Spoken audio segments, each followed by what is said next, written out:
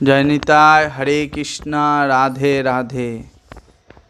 आज श्रीमद् भगवद गीता যথাযথ 13 নম্বর অধ্যায় প্রকৃত পুরুষ বিবেক যোগ 8 ও 12 নম্বর শ্লোক পাঠ করছি। 8 থেকে 12 নম্বর শ্লোক অবধি পাঠ করছি, একসাথে আছে।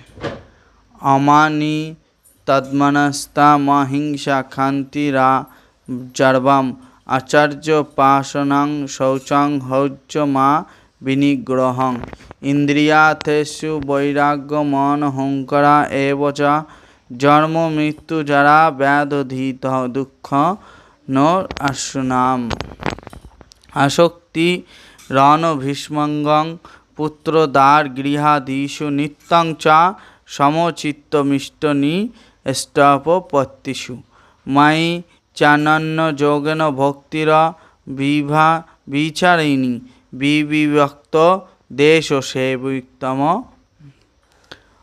রতি জনসংসদি আধ্যাত্ম জ্ঞান নিত্যদাং তত্ত্বজ্ঞান পার্থ দর্শনাম এতজ্ঞ জ্ঞাননামিতি প্রক্তমানানাং যাদত নাহত্তা। আমানিত্য,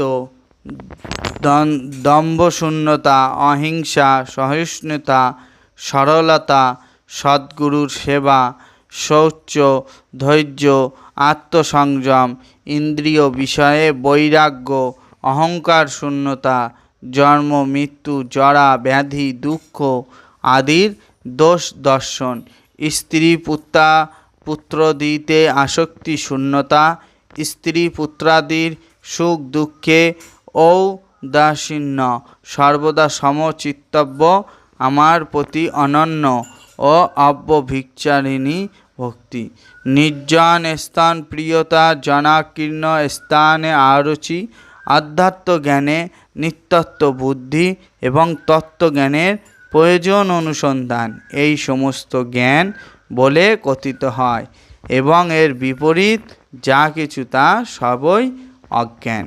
হরি হরি বল। জয় রাধে। এই যে 8 থেকে 12 নম্বর শ্লোক অবধি পাঠ করলাম, এর পরের পাঠে অনেক পাঠ হবে, তাতে তাৎপর্য বলবো ও বোঝাবো। জয় নিতাই। রাধে রাধে।